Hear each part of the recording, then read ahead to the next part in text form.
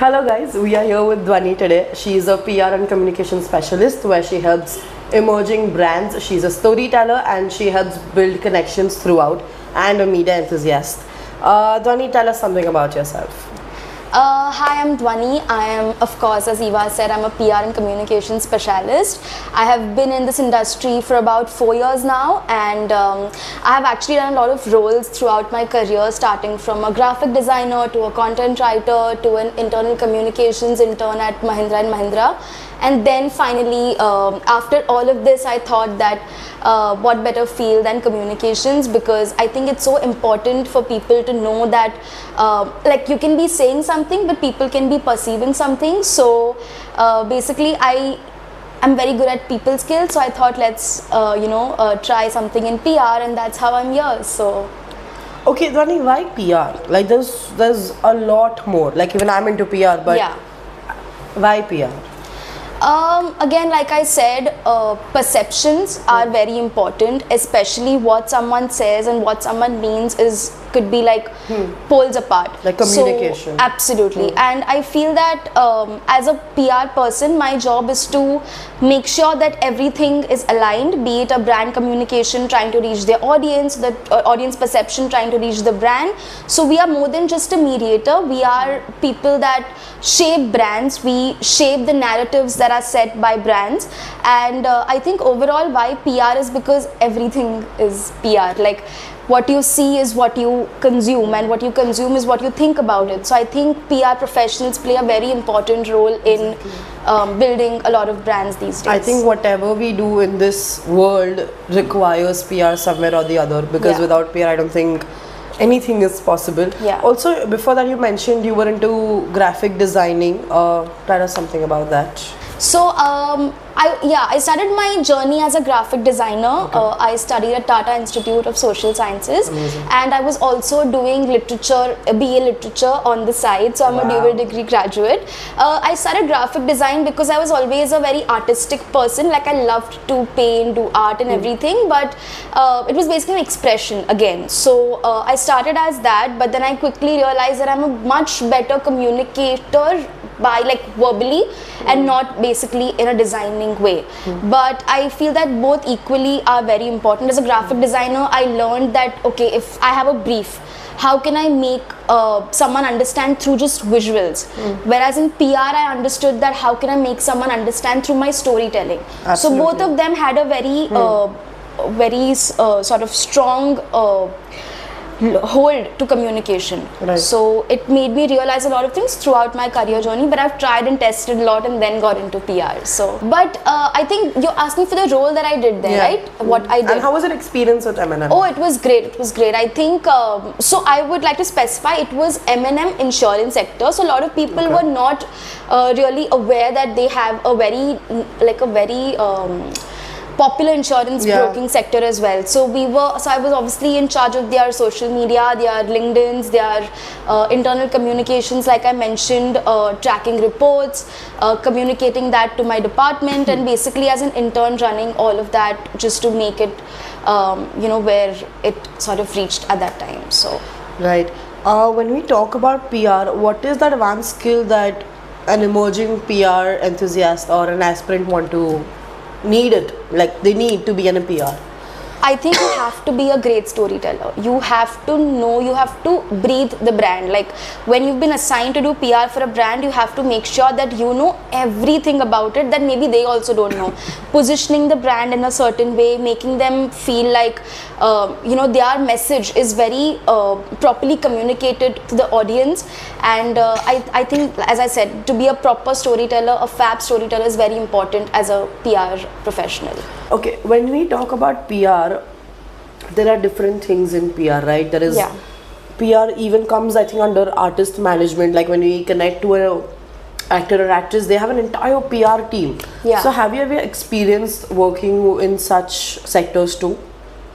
Entertainment sectors is what? No, I've not really been into the talent space. My core PR was tech, business, corporate, fashion, lifestyle, hospitality, F&B. Right. So that's been my core focus area. So basically, I'm more of a building the brand person and not really into talent space as such. Okay, so when you say fashion, can you elaborate what in fashion have you done and how PR and fashion run in hand? Yeah. So I was handling PR for Myntra. Also, I was doing PR for Salt Attire, which is also one of the leading corporate wear women workwear brand. So I'll just give you a small case study as to how I positioned them. So they already knew that they were a workwear brand for women. But it required a lot of like for them to position in the market strongly, that they have to position themselves as a women's workwear brand. Right. So I started with approaching stylists of anchors and hosts of TV channels like CNBC, Shireen Bhan, Avan Dubash from ET Now, because those were the kind of TGs that women were looking at. So whenever like I'm wearing a suit, you would obviously be like, oh, ye kahan se liya? You know, that's the first thing. Like they want to see where did you get your outfit from. So I was like, let me position in a space where people are actively looking to wear this thing, you know. And now I think women are working in corporates a lot, and they want to also have like a bold dressing style, you know, the kind of styling. So they're always on the lookout for bold and amazing clothing. So I wanted to position it exactly what the brand stands for. So we started with those kind of things, styling anchors and celebrities and everything. We started with promoting Salt Attire as plainly not just a women's workwear brand, but you can also use it as an after 9 to 5. So they can be a casual wear also, but a women's workwear brand also elevating comfort and style. So in fashion, as you know, we all know that nowadays people love comfort. Like it's not previously ki acha if I wear something like this only then will I look good. It's all about comfort and, you know, getting in the zone. So I think we wanted to promote that through Salt Attire, and I think we were very successful in doing that because again ROI generation through that. So PR plays a very important role in all sectors, right from fashion to F&B to hospitality to everything. So I think this was just one case study, and again, as I said, storytelling is very important, making people understand that when they hear the word Salt Attire, they should know, oh, this is a women's workwear brand. When I say that I want to buy I can just ask my friend like, okay, I want to buy a workwear suit, where do I buy it from? Salt Attire. Brand recall, brand awareness. So I think that's how important PR is for brands who want to sustain themselves and, you know, just make a mark in the ever-evolving fashion industry. Also, can you give us an example that how PR works with tech or companies like NMM, Mahindra and Mahindra? Yeah. How does PR help them? Like M&M, it's already a very established company. Yeah. Everybody will know what Mahindra is. Yeah. How does PR help such companies like tech or corporates? How does PR help them?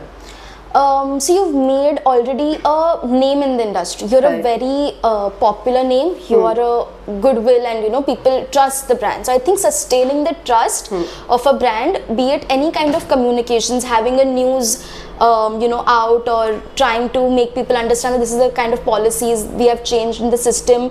So again, PR is very important for the brands to have and sustain your trust in it. So this is already, like we say, Reliance, Mahindra, all these brands are very you know, they've been in the market for like forever. So helping them sustain that, and nowadays startups also taking over a lot of tech innovations and everything. So in that system, in that narrative, how would you help such brands still make their mark through, you know, announcements and everything?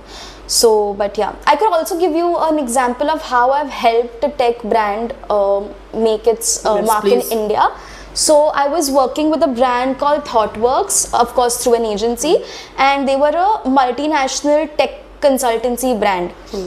They had their headquarters, of course, in New York and everything, but they also had an office in Bangalore, and they wanted to have more PR driven approach in India because they were still not as known in India as they were overall across the world. So I think what really helped them in technology is they had so many like various space programs. They had a lot of you know, retail like ONDC and everything they had worked with. So I think these kind of health tech as well. So making them you know, visible to people in India was something that we had like hum yahi karenge and we'll do it, and we actually did it. Like people now, whenever journalists call, they're like, "Are you from ThoughtWorks? I wanted a story on this." So that is also very helpful. People just knowing without pitching is what really helps us. Like once when you get calls कि तुमको करना नहीं पड़ रहा है sir, please story ले लो, but they are calling कि we want to do a story on your brand, that's when you know you've actually targeted the most perfect sector in India. So do you think there is a lot of competition in PR itself? There is. To be very honest, like I've had instances where people wouldn't share numbers of journalists because they're like, "Arey, if you get the hold of the journalist, then my story will be dumped." It's very, see, competition is everywhere, and I think as much as you say that we can all coexist, people, not everyone comes from a mentality ki chalo, we can help someone, we can help a fellow PR buddy. On the other hand, I've got multiple colleagues who have been just so sweet to help me, because my first PR job also I had the best colleagues, like helping me in numbers, helping me with journalists, with pitches, but on the other hand, yes, there's always a downside. There's always competition. People have a lot of ulterior agendas as well, like, okay, what if you become a better PR person than I do? I have had this relationship with the journalist for 10 years, but suddenly you've come 1 month into it and you're talking to that person more. It is there. Unfortunately, it is there, and I think it's in every field. Everyone's trying to hop the ladder. Everyone's trying to, be like me. I want to be the best. But I really feel that apart from everything, if you're also facing this kind of competition, just remember that there is a skill set that you have. There's a kind of way that you do things, and you don't need to be threatened or be like under confident about someone, that if someone's better at their job, it's probably because they have more experience, or they have obviously done a lot more than you. So don't compare your journey to anyone. Be very focused on what you are in the industry for, what you want to do. Set your boundaries very strong, that this is what I want to do, this is how I will do it, and you figure it out. It's always about figuring it out. Like I figured out most of the things in PR by myself, because I had no background.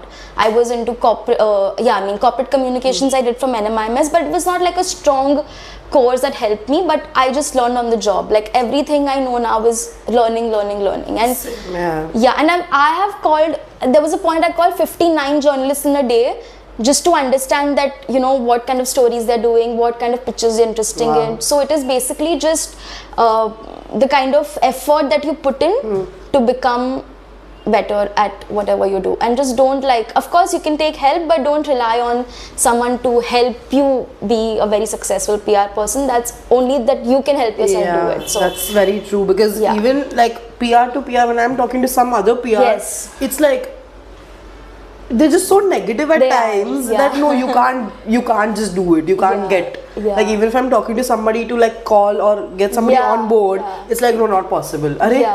Just because there is always a kind of competition, even if you don't know the person. It's just like they would still be like not happening. Sorry. For sure.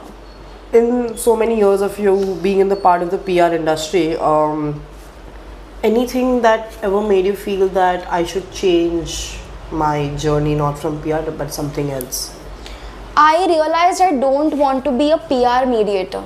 Is when my point of change started. I wanted to be the person building a brand and not just giving out a press release once in a week or calling a journalist ki ye story kar do. A pitch and a story will not sustain unless the brand is shaped the way it is shaped. Right. No journalist will take a story unless you don't set the brand to a stage where people are interested to know about them.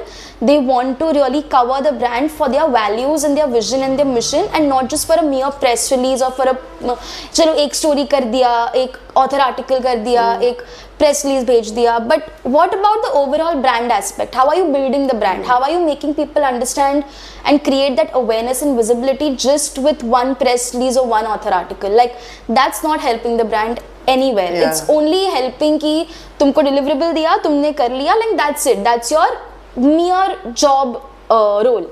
But if you want to really excel, and as you said, what made me change that perspective, it's basically that I want to be a brand person, I want to be a storyteller and a brand builder, and not a mere PR coordinator or a mediator. So I think now I am towards a journey of building being a brand manager than just being a PR associate or executive. What all do you need to be a brand manager or brand creator, what, like even when you started the PR journey, like we'll start with how did you start your PR journey? Yeah. What made you think that you want to get into PR?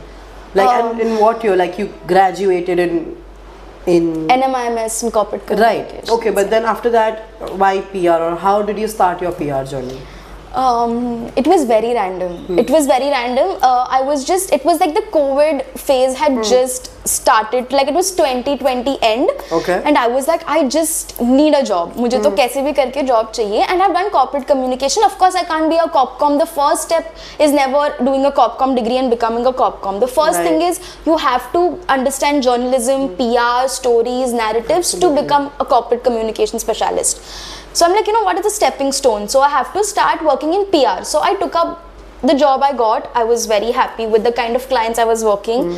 Of course, tech, it's very interesting because there's a technological innovation every second. In any part of the world, there's so much of innovations happening. I'm like, this is a fun field to explore. Let's start with a PR job in tech. And धीरे धीरे करके corporate business, travel, hospitality came.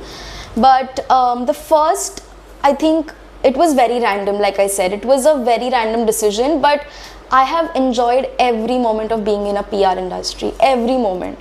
Like, that I'll just tell you that dopamine hit that, oh my God, my story is out. Oh my God, this brand that I'm working for is out there. That is the kind of job satisfaction that I get. And that's how I started my entire journey in this. But it started very randomly. My goal was to become a corpcom person immediately, but I started with PR and I loved it. And of course, I love talking, so it really worked in my favor.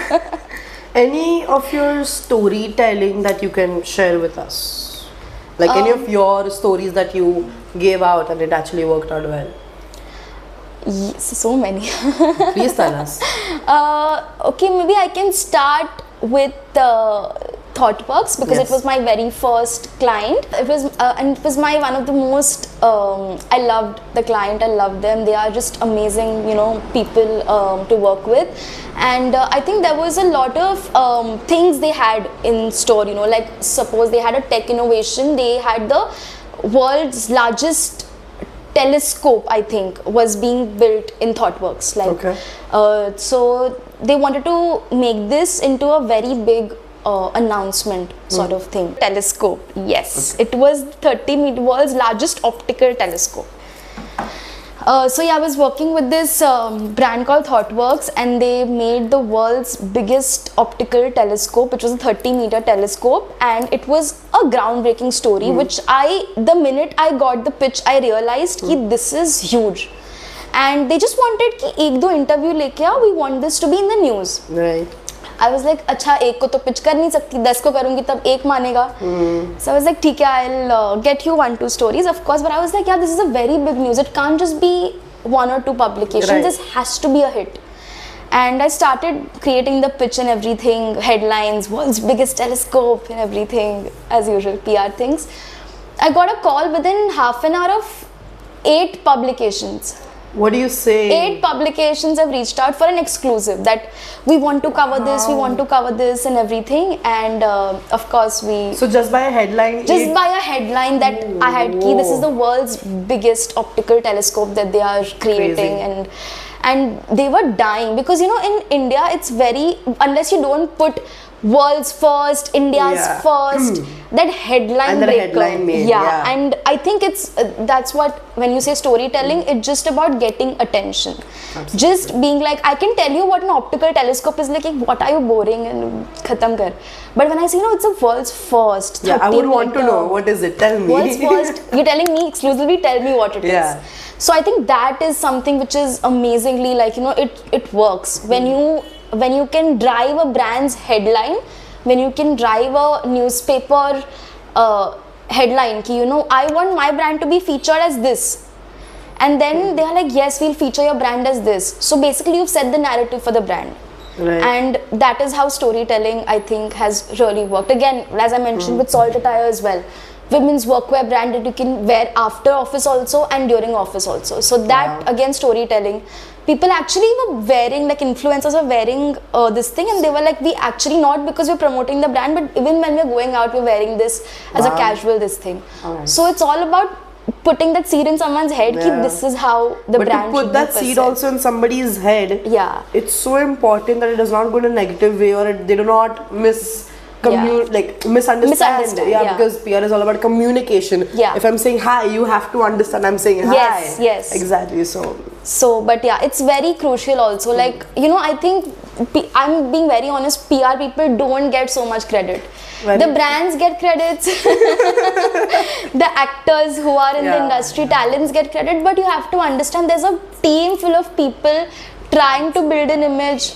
However, you know, they are just like trying to do the best possible thing for the brand and the individual. So I think it's immensely important that you have to be good. Even a word here and there, and it could just lead to the biggest crisis management ever. Like when they work together, that's how that person is going ahead. If even one of the PR team members goes haywire, it's gone. Like, it's gone. They work together and give that 100%. That's when the thing actually goes ahead. Even in tech and corporate. And it's so important because, you know, corporates have like sometimes they don't want to say a certain word, they don't want to give a certain reply, like what is your revenue number, we don't want to say it, but get me the story. How are you going to get the story? Then you have to flip the switch, like, you know, revenue hum aapko approximately bata denge, but you have to cover this because it is going to be the next big tech thing in India, in the world. So that presence of mind, that, you know, being prompt about it is very important. Like, I was handling 2 people, like a team of 2-3 people in my previous organization, and they used to get stuck because they're like, "Arey, journalist ne mujhe sawal पूछ लिया जो तुमने मुझे train नहीं किया था. You have only told me to say this pitch and 2-3 questions, but he asked me the question that I was not trained for. So what's the next thing you do? You have to be prompt. If you fumble, then no, you are just, you know, you are just faffing and everything. So I'm like, be smart. If you don't know, say, I'll just get back to you. I know the answer, but I will just have to cross check and come back to you. So presence of mind, promptness, being like, you know, completely in the job is very important. So. What are the pros and cons of being in the PR industry? Tell me. Pros, also many cons, also many pros. I think for me, I'll talk for myself because I'm not very sure how, it's very subjective for people. Absolutely. For me, it might be different. For you, it might be different. Yes, maybe your con might be my pro and vice versa. So for me, I think pros are again the kind of kick that a story gives me. When a journalist, when people are talking about a brand, oh, I saw this brand on so and so social media, I saw this brand on the newspaper, I saw this brand on digital. It's like making a word like mark everywhere. So you can just hear it, you're like, oh wow, like they've actually like, you know, heard about it and everything. So that is my pro. Like, okay, I've made them from year to year in some way or the other possible. Of course, all kudos to their efforts and everything, but just giving them a little bit of a kick of visibility and awareness is something that I feel it's a big pro for me. Meeting a lot, networking, absolute pro. I love meeting people, I love talking to them, I want to understand where they come from, what they do, how they do it, and there are so many times they could actually, like, you know, just understand my perception and my way of thinking and perspective. So I think networking, amazing pro. And one more thing, I think it's basically just being so good at your job that you just don't feel like, Arey, why am I doing this job? Why am I doing PR? It's all about job satisfaction. So I think that's what I've got in the industry. However, second cons would be being available 24/7. Any news can hit anywhere. Any journalist can call you at 1 in the night. Bhai, tell me this. What is this? Your company is this. Tell me what about this? They've issued a statement.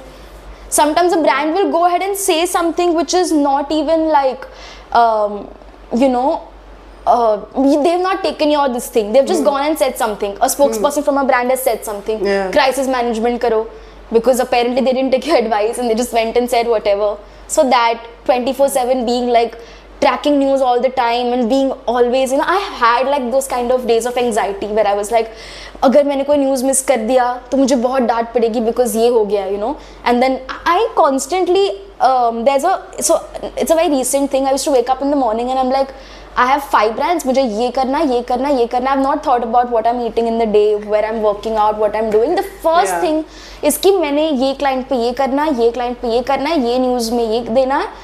And that has literally led to a lot of anxiety. And it's constantly like I cannot let go of my phone. Because what if there's an important message that comes and I'm not available and the journalist is pissed at me because I've not, given the response. So yeah, that is a very downside, and I think burnout again, but I think everything has to be balanced. Being in the PR industry, I think you should have knowledge of everything. Because when you go and talk to somebody, and if they just say A to Z, you need to know the order कि हाँ ये हुआ उसके बाद ये हुआ है. How do you keep yourself up to date and everything? The first thing I ever did in any PR job was to track papers. So I had to come, even if I came on time or late or early, whatever, my first task of the day was to read papers, read news, keep myself updated with everything. तुम्हारा sector है नहीं है तुम काम करे, you have to know what's happening in the news. Companies, brands, politics, economics, everything you have to be like up to date with, because that's how you know that what journalist is covering what sector, what kind of headlines are being covered, what kind of things are going overall. And even if you're not a PR person, you have to know it all, you have to be aware updated. And you have to be very like informed about things in general. So I think that was the first thing I did, and that's how I got a track of कि I know कि ऐसा story ये journalist लेगा, ये sector ये journalist cover करेगा, and that's how the order of knowing things started. Also, being into PR, when you have to present yourself, you have to be very presentable. You have to be like, the first look has to be कि हाँ इस बंदी या बंदे में कुछ तो है कि इसको PR. What is your take on this? Ki, if you're a PR, you have to be up to date, you have to be presentable, you have to be fashionable. What's your take on this?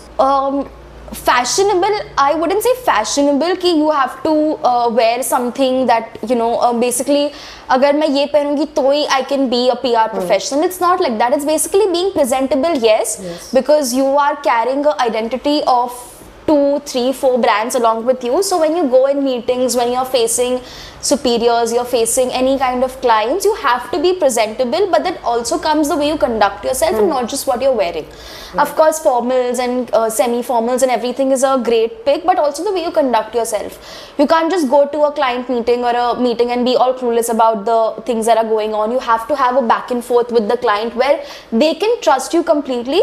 And also, of course, fashion does play an important role. I'm not saying like it doesn't, but also it's not that you have to wear, like, let's say if you're going for a client meeting, you have to wear suit and shirt and pant and go. You can even wear a nice shirt and pants, be comfortable and go, but also the way you conduct yourself and being presentable is like top notch. You have to be presentable because otherwise a trust factor, anywhere you go in any industry, if you're a facing person, client facing person, you're representing a company or a brand, you have to know that you're carrying that sort of role with you everywhere.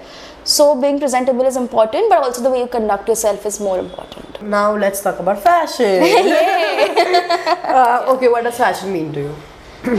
Comfort and style, but also being okay with not being fashionable all the time, like if you know what I mean. Like you don't have to always be like, I have to wear certain kind of clothes, or I have to wear certain kind of, if I'm going for a party, I can wear a pajama and go to a party. I've reached that level because it's at the end of the day how you feel in that. What is your personality giving out and everything. And people say that, oh, you have this body so you can't wear this. It's crap. You cannot, like if you're feeling comfortable, if you like it, you wear whatever you want. You, as long as you are feeling confident at the end of the day, as long as you're feeling very comfortable in your skin, it's absolutely fine. You can go to a bar and wear pajamas. You can go to a concert and also wear like shorts and chappal well Yeah, and of go. It course. is all okay. Fashion is all about what you want to express yourself through and how comfortable you are in what you wear. So don't let anyone tell you ki nahi, if you're going here you have to wear this. Yeah. So just be as comfortable as possible. Pick your choice. Pick the way you want to, dress yourself and everything, and that's about it. It's not a hard and fast that if you're going. What any fashion icon or fashion stylist that you actually admire and you look up to? I love, if I'm talking about traditional Indian ethnic and everything, I love Tarun Tahiliani. I love his designs. Amazing, yeah. He is so good. Like, I was just seeing his work and everything, and it's just very, very fascinating. Fashion icon, though I don't really have a fashion icon. I would possibly say anyone who feels comfortable wearing what they do. Maybe like it could be anyone, right? You're saying? Yeah, anybody. Actually, I'm loving Samantha Prabhu's style a lot after her divorce. I love it. I love her transformation. I'm loving also even Kresha Bajaj's new looks and everything are very pretty. Also, she has a very boho kind of this thing as well, you know. So I like her designs also, but Tarun Tahiliani, though, I absolutely love. Hands down. Love. Okay, anybody from the Bollywood industry? That I love, fashion icon? Yeah, like when they wear the clothes that they wear, you actually look up to that, this is good. You know, like Sufi. Anushka Sharma. Oh, I love Anushka Sharma's I style. like this one also. Sonam Kapoor. Yeah. I love her from Aisha a lot. Oh my god, yes. I was just gonna say that, they're ekdam proper, that girly look, and she was lovely Aisha in was everything she wore. But I love Anushka Sharma's fashion. It's just very royal. Like her dress, even like the matches and all, I've been seeing her, I'm googling, there's this page called Anushka Sharma Closet. I'm following, I'm like, I want to see it. It's like cartier, forget it. But I love her style. It's amazing. Love it. That's true. Okay, any male actor? Style? No Ranveer Singh. No, I will not say that also. I don't know, no one dresses it. I don't know. कोई तो अच्छे कपड़े पहनता होगा ना, like Shahid Kapoor for me. Safe. Okay, I think Saif. He wears clothes. I love his. He's very. I would say he's very presentable wherever he goes. Even with his kurta pajama and everything, he will still look royal. Bebo is also good that way. Oh my god, I was going to say Kareena, but like one person, so I'm like Anushka. But Kareena is also... You can say more than that. Okay. So Kareena and Anushka. Yeah. Kareena is my all-time favorite. Like, that... red color that she wore in this thing, Kabhi Khushi Kabhi Gham. I was wanting that since so long. I was like, Mummy, I want this dress. Like, she has that icon aura, I am the diva. So I love her. For you, is it comfort over fashion or fashion over comfort? Comfort over fashion, but... There's no but. It's comfort over fashion. But what would you say in but then? But I think it also depends on if, let's see, if I have to go to a wedding, and I want to wear night dress and go, I can't. I have to wear something that's, But you know what? The new trend is, they wear the heavy outfits, but once the ceremony is done, they change it into pajama. You saw after Prajakta, party. You saw Prajakta I did. Even Ekdami, she was, this thing, that's super cute. So, I think... But, I think... In the end, everybody wants their comfort. Yeah. Coming back to PR, we'll come back to fashion, of course. But coming back to PR, is there anybody that you look up to, especially in your storytelling or your journalism? Is there any PR that you look up to and you be like, oh, that person has made a mark, I wish to reach there, or even more than that? Like in the fashion industry, everybody has who they look up to. Yeah. So in PR, do they have something? Like every industry has their own role models, their own mentors. So in PR, do we have that?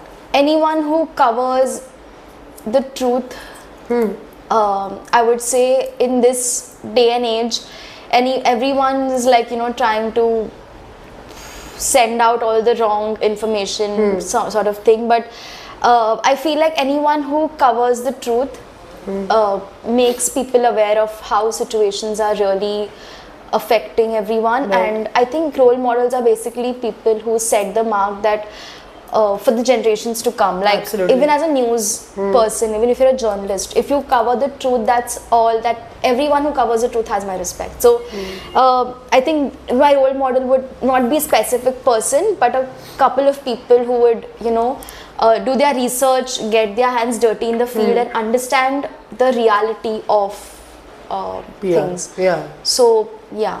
Any bad experience you've had in this PR industry? Bad experience. Bad and good, both I want to know. Good experience though, too many good experiences. Like, of course, meeting people, going for events, seeing the side of the world I never saw. Like, I was not a major party person ever, but because of my job I had to go, and it was fun. Negative sides though, I think I already, like, bad experience would, I don't think I would have like a specific, nothing bad that usually has happened. Tell us good then. That's good if you're not having any bad. See, I think because I know where to draw boundaries, so it's very important when you're working, even when you're going for a party in a professional setting. I'm not saying, like, you know, don't have a drink or don't do, it's up to you if you want to. Not that way bad. What I meant is while working something bad. Sometimes your superiors sort of overpromise things to the client without asking you. I feel like, let's say a client has asked, it's a startup brand. It needs 16 coverages in a month, which you know might not happen. Like, because it's a startup brand, you need time to take them to a level. So you can't, like, if you've overpromised a client, then I have to, because I'm the servicing person, I have to be answerable to them. Coverage क्यों नहीं आया? 16 coverage promise किया था, only 10 came. A Vogue was promised, but it didn't come. So I think when someone else speaks on your behalf with overpromises to the client, I think that is something that would be a little bit of a, because you're also trying your best to service and give the best to the client, but also because a lot of promises are made on whatever grounds, it doesn't always account to it being achievable. So I think over expectations, making yourself available all the time, like you have to cater to this client even if he's messaging you at 9 o'clock, 10 o'clock, that's a bad experience. There was a weekend I was not well, so one of the days I had to, like, stay up and sort of just, because there was some crisis situation and, like, there was a launch happening, and then I had to, like, be available all the time. So I think those kind of experiences are very lead to, like, a lot of mental exhaustion and burnout. And but now I'm very happy to see that people are taking a lot of stance and setting boundaries to this kind of work culture, where if you're not well, you're not well. There is no question asked ki, Arey, but if you have sardi, why can't you just, you know, message a client? Why can't you just, but I'm not available, ma'am. I'm not available. I am sick. I'm taking care of my health. Clients can come, of course, they have professional needs, but that is again my professional life, but I have to focus on my personal life. Since you worked for PR, for tech companies, for corporates, for storytelling, like for journalism, have you ever thought you should do PR for artists or management or institutes or something like that? Artists, no. I don't want to be a talent manager or something. It's fun. I mean, I would love to grow and handle artists and understand what they do and help them, and time management. I love hectic schedules, so I think I'm in. No, I don't know. I feel like talent management is altogether different ball game. Right. So it's like you have to be available 24. ये field में भी है, but उसमें कैसा है कि okay, if the artist is going for a shoot at 4 o'clock, get up, go. It's like your and their schedule is the same.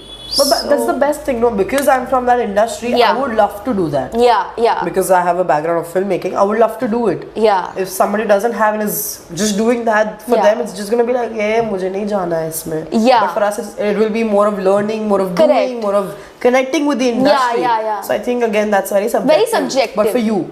No, I feel like for me it's very important to balance, have a balanced lifestyle. So probably, you know, with certain age you might feel that, the age that I am in, I feel like right now personal life kya hi hai, professional life I have, like after 6:30 nobody bothers me, but this is the age where I struggle, where I do maximum of work, understand how everything works, and then come home. I think I don't know if you understand what I'm trying to say. I know. After a point you will हाँ ठीक है 9 to 5 job चाहिए तो मुझे दोनों जगह से piece मिलेगा. But at an age where I am or where my friends are, we like ये age में I can't see comfort, I can't see balance, I can't get. I need to go out, work my off and then yeah. do everything, and when I come back home I need to have the itna mehnat kiya hai. It's so I'm Yeah, not I living know. that life right now. I'm living a very comfort life where Yeah. personal and professional both are very balanced, but yeah, I will have to have that schedule also. So I think with age also, I think it matters. Yeah, no? it just depends on what you want to prioritize at the moment. Yeah. Is it like you can be it's okay to have that professional growth hustle. It's absolutely great to have that mindset, but you're not wrong if you want to prioritize peace and comfort and having a personal life over a professional life also. Sometimes you just want to. I read this article on, I think, Lifestyle Asia recently, where they said that Gen Z is having a period of micro break. So micro break is basically for 3 months they will do nothing. They will leave the job, they will travel, focus on their mental health, refresh, reboost, and then come back to work. And they are something like 25% more productive than the Sponsored by the company? No. Then? This is absolutely, so it's basically a personal decision. Oh. Like you I've just heard this for the first time. yes, Micro it was break. a very recent article in Lifestyle Asia that they are taking this. So Gen Zs are doing this break sort of thing, that you know what, I step back, I take a break, and people are not caring about अरे मेरे career में 3-4 महीने का break है, 5 महीने. First my parents used to be like, you have 4 months of break, what is the company, next company going to think? What will they think? But like when HR takes interview, they ask, why 4 months ka break? Yeah, and not everyone's understanding the concept of taking a break. Yeah. They're like, what is a break? You know, in my last I spoke to one of my seniors. I was like, you know, sir, I want to take a break. He's like, what is a break? You go for a vacation. You break have is your vacation there. for 1 week and come back. But you don't know, vacation के बाद भी एक छोटा सा break चाहिए to get अरे normalized. exactly, vacation is only the hard and fast. So I'm वहाँ like, पे you don't get to rest. You have to wake up at 5, go to the tours. yeah, Is that the everything? break is not about like a vacation break. Yeah. A break is basically for yourself to understand yourself better, because it's this life nowadays is like so hard and fast. Like everyone is just running a race. Everyone's trying to do something, which is great. It's like But a rat race. It is. Yeah. What's the most popular color for spring summer 2025? Yellow or orange, like a very summery. Nice thinking. Yeah. What's a classic fashion piece that's always in style? A denim jacket. Oh, yes. Amazing. Name a designer that's known for their own style. Mazaba Gupta. It has a very unique style. Like if you see a Mazaba piece, you'll know it's a Mazaba piece. How do you practice sustainable fashion? I can wear the same t-shirt 5 times. Heels or flats? Flats. Jeans or skirts? Jeans. What's your go-to accessory? Bold, elegant earrings. Sure. Yeah, let's go. A watch. Yeah. Also a watch. What is the name of the first ever fashion magazine you ever read or you ever liked? L. L. Nice. What's the fashion no-no you've heard of? Fashion? No. Yeah. Like, that doesn't come in fashion, sorry. I don't know, yeah, like, I don't really like those off-shoulder. It's not a fashion, it's just the way you style something. Like, Yeah, like if you put it up again. yeah, like, kya hai off-shoulder kya? Like, what is it? So, I don't Like know. if you have a collarbone and you wear it, yeah. Yeah, theek hai. mere paas nahi tha, I'm like, what is this? What's a current trend that you're really liking? Oversized shirts, Yeah. summery shirts, loose shirts. Classic. I think shirts are a classic. One fashion item you would like to come back, like a fashion clothing in the Purana Zamana that you would want it to come back? Bell bottoms. I'm wearing one. But okay. What's a trend you're trying to avoid? Trying to avoid, I'm not trying to get into any trend. So there's no question You're a of trendsetter avoiding. yourself. Let's go. Yes, thank you so much, Dhwani, for this Yay, rapid fire. thank You were you. amazing. Thank you so much, guys. We had Dhwani Joshi today for our podcast. It was an amazing podcast. We had so much fun. Something you want to say to our audience, to our people sitting here listening to our... My entire main aim to come for the podcast is to set a benchmark as to what are the people behind creating brands. For today, that's my agenda. So I'm going to thank Aniket ji, Kishore ji and Eva for being such warm and amazing hosts and editors and camera people for this podcast, and thank you for having me. Thank you JRE Institute of Technology for having me, and I would love to come back whenever and be like a big part of this Absolutely. organization, institute, whenever I can. Absolutely. So thank you for having me. Thank you so much.